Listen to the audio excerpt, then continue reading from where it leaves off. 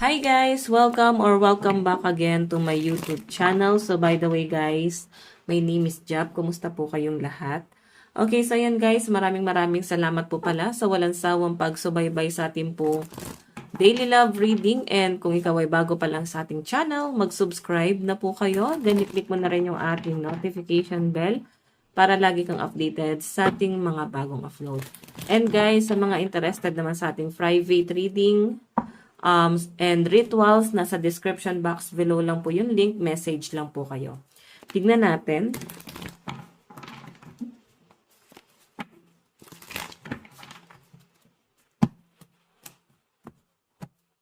Okay, tignan natin kanina tong love reading. Meron tayong 6 of Cups. May mag-o-offer ng cup of love sa'yo. Queen of Pentacles. May mga single mom or single dad dito guys. May mga solo parent. Iba sa inyo guys. Pure yung intention nyo pagdating sa love. Ngayon kasi parang mas pinagtutuunan nyo talaga ng pansin. Siguro is yung mga anak nyo muna. Kumbaga focus muna talaga sa goal. Okay, so yung pinapakita sa akin dito guys, pwedeng may mga problema kayo pagdating sa stability. Since Queen of Pentacles yung energy mo, medyo may mga frustration din ako nakikitang energy nyo rito na parang gusto nyo maging masaya, gusto nyo maglibang, gusto nyo mag-enjoy. Pero doon kayo sa point na hindi nyo magawa kasi parang piling nyo pasan nyo yung mundo na kailangan nyo mag-focus doon sa mga responsibilidad nyo muna. Okay, so titignan pa natin.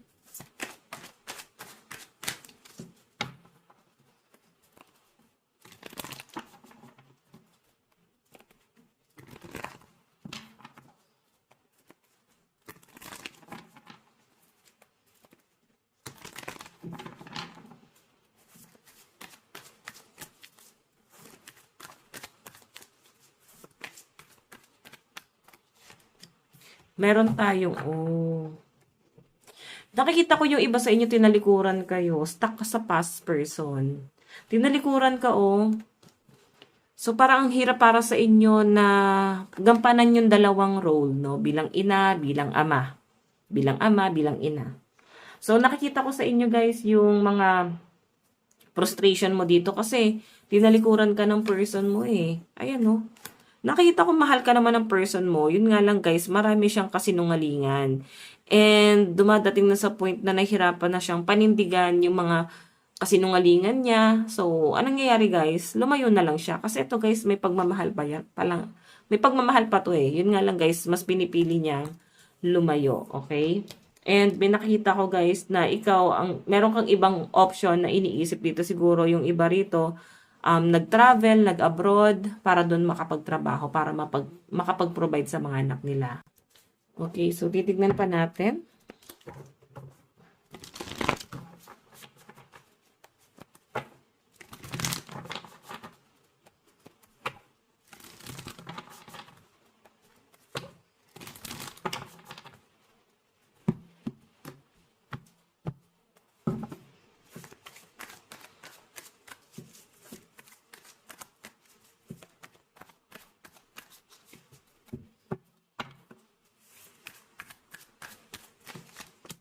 Meron tayong Knight of Cups. Guys, hindi ko masabi kung good news ba to or bad news. Kasi after lumayo ng person mo, parang na-realize niya rin, no? Hindi naman tumatagal, pero na-realize niya rin agad na parang ayusin yung relasyon nyo. Okay, marami siya naging realization or siguro naisip niya na parang kahit papano, ayaw niyang i-give up itong relationship na to. So, ano yung dahilan? Ayan, may naghahabol sa kanyang ibang person dito. So, ano nangyayari? Parang kinarma tong taong to. Kinarma to. Mahadera yung person na sinamahan niya. Pinapakita sa akin dito, guys, na batas yung person mo. Dahirapan to, yan, May nakikita akong mga kaso. Siguro kinasuhan siya. Nakikita ko rin dito, guys, na parang, alam mo yan, parang pinagbantaan. Parang karma yung nangyayari sa person mo, guys. So, ikaw yung pinaka-safe place niya rito. Kaya, ikaw yung gusto niyang samahan. Oh, sa'yo siya guys, lalapit ngayon. So, pag tinanggap mo tong taong to guys, madadamay ka sa kamalasan nitong nangyayari sa buhay niya. Lalo yung karma. Oo. Tignan pa natin, ano pa ba yung nangyayari sa kanya rito guys. Kasi parang may cheating na nangyari dito. Okay.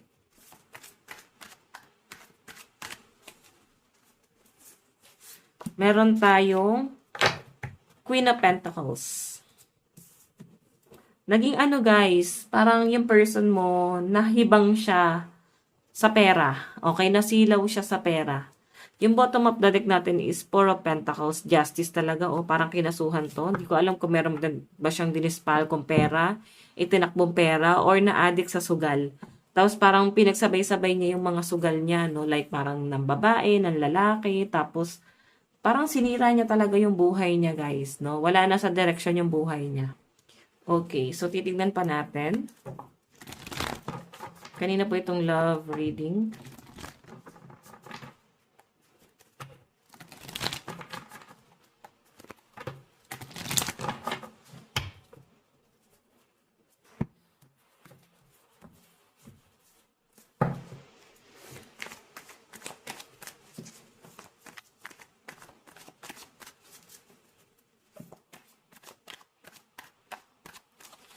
Meron tayong The Chariot. Okay, The Chariot. Yung pinapakita sa akin dito, guys, ang bilis ng mga pangyayari. Oo, hindi pong nandun sa point na parang iniwan ka niya, tapos ngayon parang bigla niyang na-realize bumalik, no? Kagaya nga sabi ko, guys, ang bilis ng pangyayari. Nasilaw siya sa pera, ayan, no? Parang meron ditong taong inakit siya, pinakitaan siya ng good intention, and pinakitaan din siya ng pera. Okay, so titingnan pa natin, guys.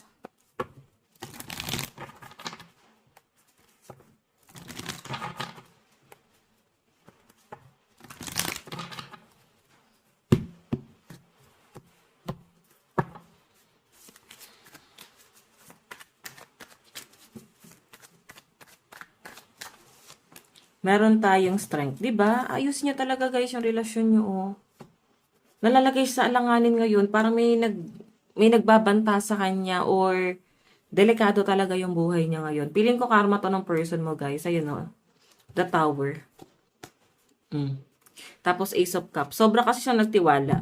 No, yun yung pinapakita sa akin. Sobrang nagtiwala, sobrang nahumaling. Hindi niya, guys, nakita ko ano yung mga consequences. Yun yung pinapakita sa akin dito. Okay? Titignan pa natin. Okay. Kanina po itong love reading spirit guide.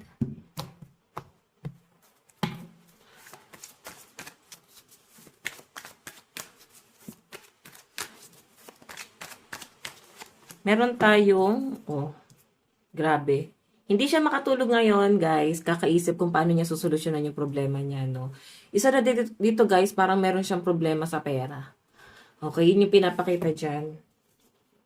Parang meron siyang sinamahan, tapos parang inubos siya nitong taong to. Ayan, I think, baka yung person na sinamahan niya, iniwan ka niya. So, parang inubos siya nito.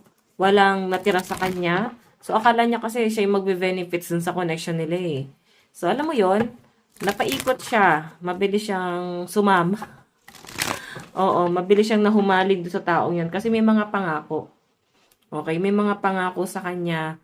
Then, itong person mo, naging utu-utu siya doon sa sitwasyon. Tignan natin.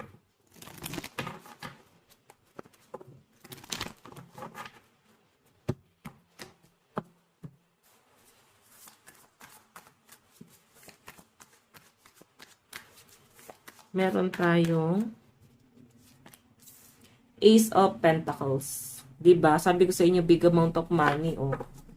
Parang naubos yung person mo eh. Wala talagang natira sa kanya. Kung ano man yung ginawa niya sa buhay niya, guys, masasabi ba nating deserve? Kasi naging mabait naman daw tong taong to eh. Naging distracted lang talaga siya. Kasi naniwala siya sa ibang tao. Okay. Sumama siya dun sa person niya. Tignan mo. Ito yung pagsasama niyong dalawa. Tinalikuran ka niya. Tinalikuran niya yung mga anak niyo. Tapos, nag-offer siya ng cup of love sa ibang tao. The Chariot, ang bilis ng mga pangyayari. As in, hindi mo siya masasabing nagtagal. Ngayon, naiisip niyang bumalik, ayusin. So, hindi niya guys alam kung paano niya i-open kasi inisip niya baka pagalitan niyo, ipamukha sa kanya na mali na naman yung mga ginawa niya, no? Na parang hindi na siya nadala, ang dami niyang kalokohan pinagagawa. Okay? Tignan pa natin. Kanino itong love reading?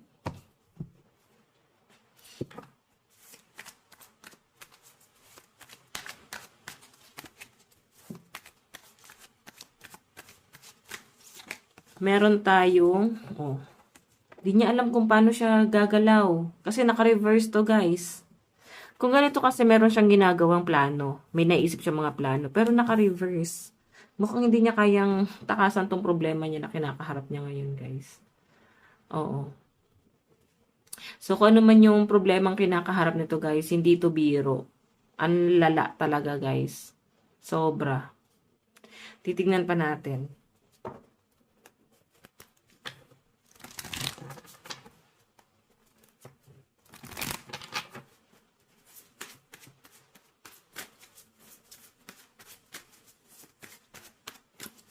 Meron tayong may nagagalit sa person mo. I think may karelasyon din na iba yung person na sinamahan niya. Oo, parang naging third party din yung person mo. Tapos ngayon, hindi niya alam na malaking tao pala yung binangga niya. Tignan mo, nakikipaglaban sa kanya. Umiiyak yung person mo ngayon. Ano tong problemang pinasok niya ngayon, guys? Okay, iniwan niya yung pamilya niyo para lang sa person na may sabit din. Okay? Meron siyang laban na hindi niya alam kung paano niya lulusutan. May mga kaso sa kanya, guys. Okay, tignan natin. Kinakarma to. Siguro hayaan nyo na lang muna siya, no? Pagbayaran yung mga problem niya. O, diba? Third party, oh.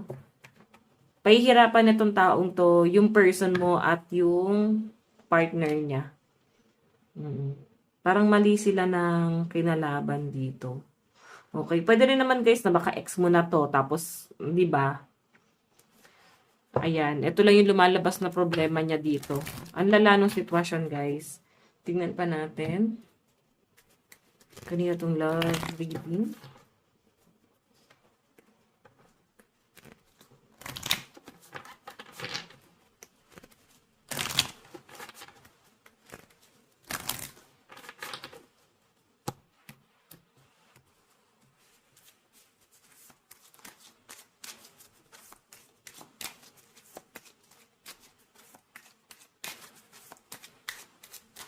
Meron tayong retreat. It's time to disconnect from the world. So, sinasabi rito guys na deserve mong magmahal ng bago. Na parang ito na yung time para mag-focus ka naman sa sarili mo, mag-self-love ka. Kasi guys, medyo komplikado yung person mo. Baka madami ka pa sa gulong pinasok nito niya ngayon. Okay, tingnan natin. Parang, ano ba to? May mga inistapa, parang lumala yung sitwasyon ng person mo. Lumala talaga, guys. Meron tayong separation. Ayan, naghiwalay na nga kayo nito. Oo, tignan pa natin. Meron tayong healing family issue. Diba gusto niya talaga, guys, maayos yung problema niya, ninyo sa pamilya. Okay, so tignan pa natin, guys.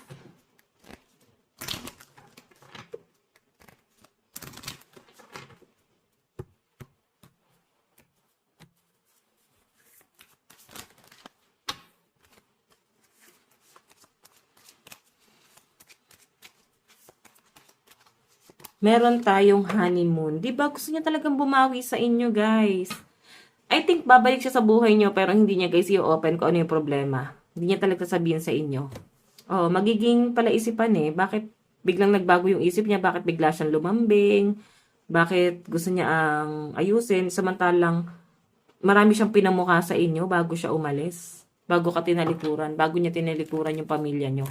So kung makikita niyo guys, ay no, healing family issue. Ay no. Gusto niyang i-heal yung issue nyo. Gusto niyang ayusin yung problema nyo na pamilya. So, nakakita ko rito guys na parang may mga anak kayo rito na mas naaapektuhan, then I think mas tinitignan mo yon, babalansihin mo yung sitwasyon eh. Kung meron ba siyang visa, like meron ka bang mabe-benefits pa sa taong to? May visa pa ba yung mga sinasabi niya? May plano ba siya?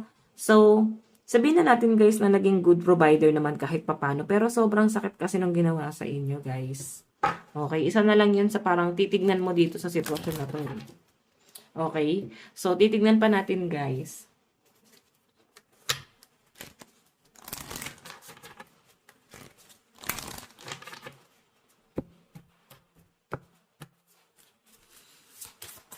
Kanina tong love reading, meron tayong let go. I know, sometimes it's best to let go and let the universe work things out in divine timing. So, pinagpo-focus ka talaga ni universe sa sarili mo. Okay, so parang sinasabi rito na hayaan mo muna tong taong to na ayusin ko ano man yung problema niya. Oo. Mamaya pati ikaw gamitin niya, no? Lalo na meron siya problema sa pera. Yan, daming lumabas dito na card. So, isa lang kukunin natin. Okay. Shuffle tayo ulit. Meron tayong attraction. Divine soul counterparts attraction. Transcend superficiality. Diba?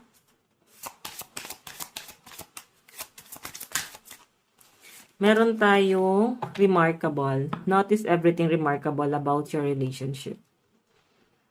So, yung pinapakita sa akin dito, guys, parang binavalue mo pa rin talaga eh. Lalo na kung kasal kayo or may mga plinano kayo, as in settle na siya, no? Yun, marami kayong pinlano. Tapos yung mga anak nyo, yung iba sa inyo pwedeng nagpaplano pa lang kayo na magkaroon ng anak or bubuo pa lang kayo ng pamilya. Okay? So, yung pinapakita sa akin dito, guys, sabi nga nung card, let go mo. Let go mo na tong taong to. Ang laki ng problema nito, guys, no? Pwedeng madamay ka talaga sa kanya. Pero nasa inyo yan, guys. So, pwede namang i-let go mo muna habang inaayos niya yung problema niya para hindi ka madamay. Okay? So, ayan.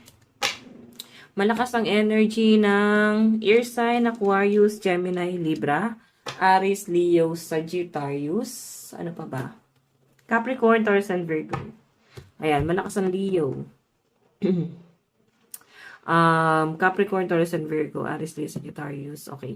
So, titignan pa natin yung nararamdaman ni person mo.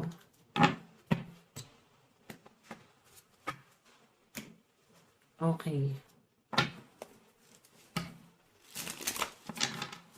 Nararamdaman ng person mo.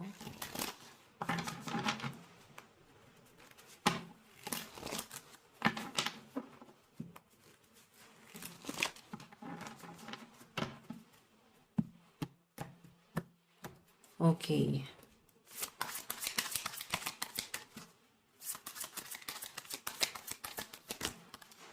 Meron tayong, di ba, Five of Pentacles. Hindi daw siya nakontento. Meron talaga siyang problema sa pera, Five of Pentacles, oh. So, may nakikita ko rito, guys, na hindi siya nakakapag-isip ngayon kung paano niya susolusyonan yung problema niya. As in, ang tindi ng karma ata na bumalik sa kanya, guys. Nakakala niya ginto. Tanso pala. Parang ganon. Akala niya ginto yung person niya, no? Tanso pala. Tingnan natin.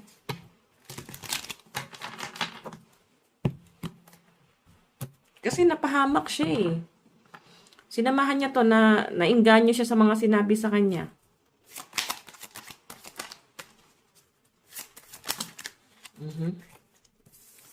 So, meron tayong The Emperor, Aries sign, and King of Cups.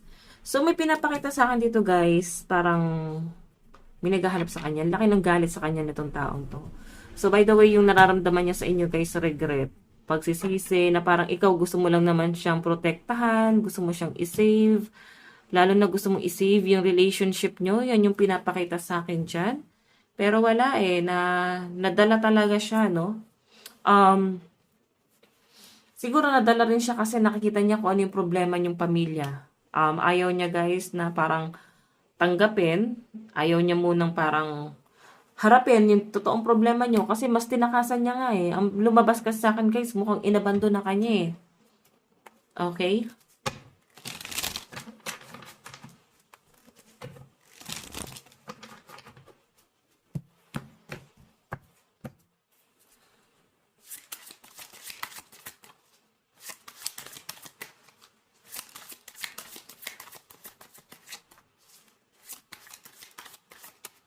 Meron tayong Three of Wands. Sobrang galit na galit siya dun sa taong pinili niya na parang pinalala lang yung problema. Sobrang sising-sisi yung person mo na pinili niya yung third party kasi lumala lang yung problema niya eh. Nakikita ko dito guys yung as in, grabe yung regret nito guys. Ang hirap na i-explain guys, no? Pero tignan mo na lang yung picture na to guys. As in, gusto niyang kumawala dun sa sitwasyon. Galit na galit siya doon, parang feeling niya, binaon siya sa utang, nilubog siya lalo sa utang. Lalo siyang pinaghirap na tong taong to guys. Kung makita mo, down na down siya ngayon. Hindi niya alam kung sino lalapitan niya. Dumating na sa point guys na maski yung pamilya niya hindi na siya pinagkakatiwalaan. Parang trinato siya guys na parang ibang tao or parang basura doon sa kanila. Kasi yung mga pinagagawa niya guys na problema, alam mo yon, parang ikaw lang yung nagtyaga sa taong to, guys. Oo, kung hindi mo to pinagtyagaan, ano na lang silbi ng buhay na tong taong to. Ganun yung pinapakita sa akin dito. Tignan pa natin.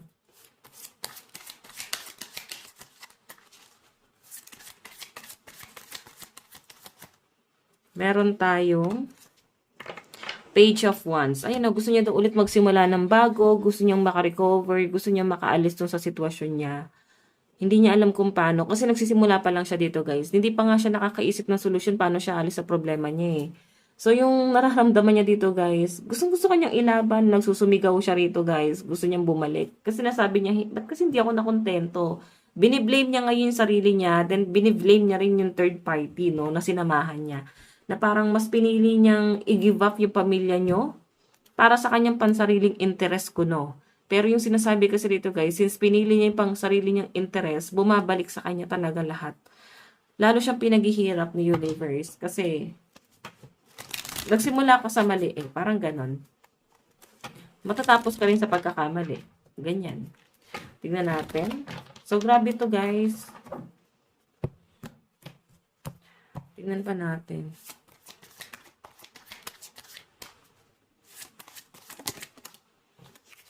Meron tayong Knight of Pentacles.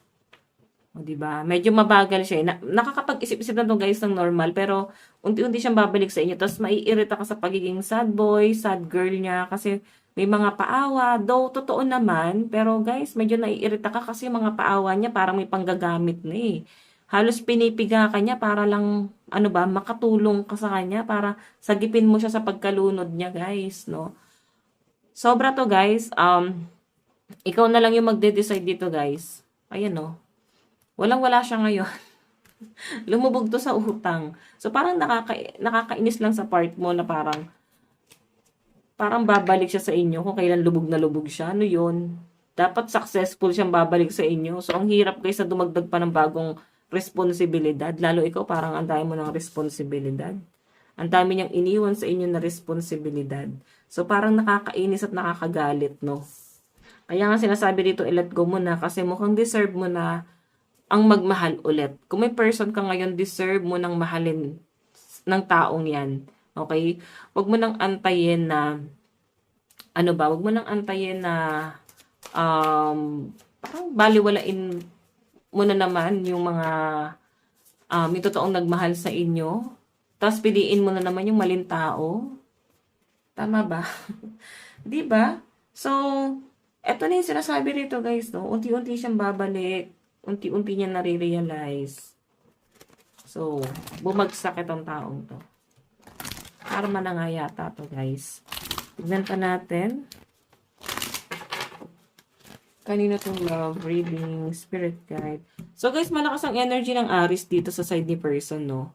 Aries, Capricorn, Taurus, and Virgo, Sword, Aquarius, Gemini, Libra.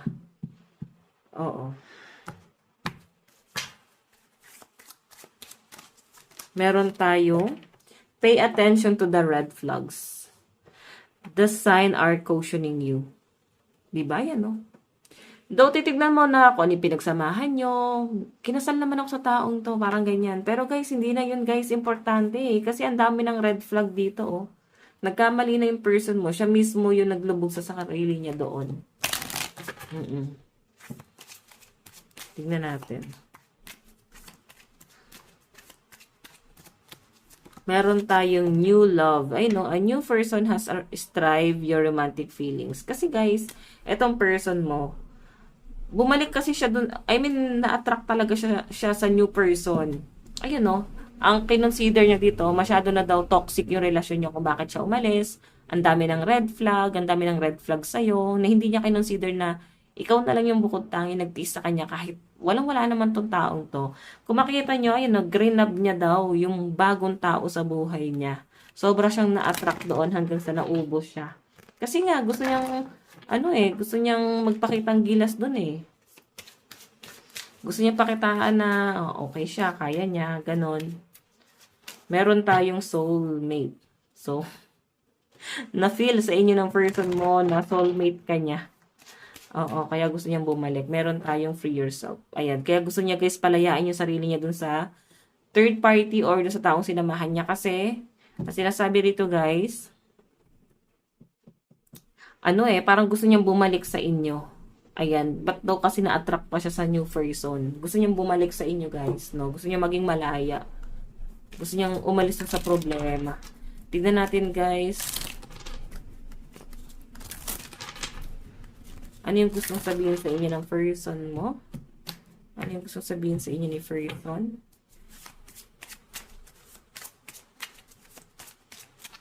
Meron tayong I know I was a distraction from your pain. Diba? Alam niya na mas lalo ka masasaktan once na mag-reach out siya. Kasi nasasaktan ka pa rin ngayon eh. Maaring broken-hearted ka pa rin sa kanya sa mga pinagagawa niya. So, alam niya na mas magiging distracted ka lalo pag nagparamdam pa siya. Okay, na parang lalo ka lang niya sasaktan pero parang ang dating kasi dito, bahala na. Parang ganun. Tingnan natin. Meron tayong I feel you leaving me behind. So, unti-unti ka rin palang umaalis. Unti-unti ka rin palang nagde-detach dito sa taong to. So, yung pinapakita sa akin guys, siguro nakikita mo na parang hindi na worth it para balikan yung taong yan. Okay? So, medyo mangungulit lang siya. Medyo magiging makapal lang yung mukha niya ng pansamantala. Tingnan natin. Meron tayong I hope that you can forgive me one day. Diba? Umaasa siya na mapapatawad mo pa rin siya guys pagdating ng araw. Ayan. Tingnan pa natin.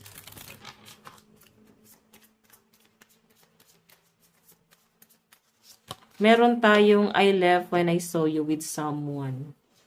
Diba? So, sinasabi niya rito guys, lumayo siya nung panahong nakita kanya na merong ibang ine-entertain na. Oo. Nasaktan siya. O ano naman, deserve niya naman siguro yun guys. Okay, hindi ka na ba magmamahal? Kaloka naman tong taong to, diba? So, yung pinapakita sa akin dito guys, sasaktan naman din daw siya. And, ayun na nga. Parang ayaw ka na niyang guluhin eh. Nakikita ka niya na mukhang masaya ka na sa bago mo, masaya ka na sa tinatahak mong landas, masaya ka na sa bago mong love life. Tignan naman natin guys yung energy mo. Okay? Okay, energy mo.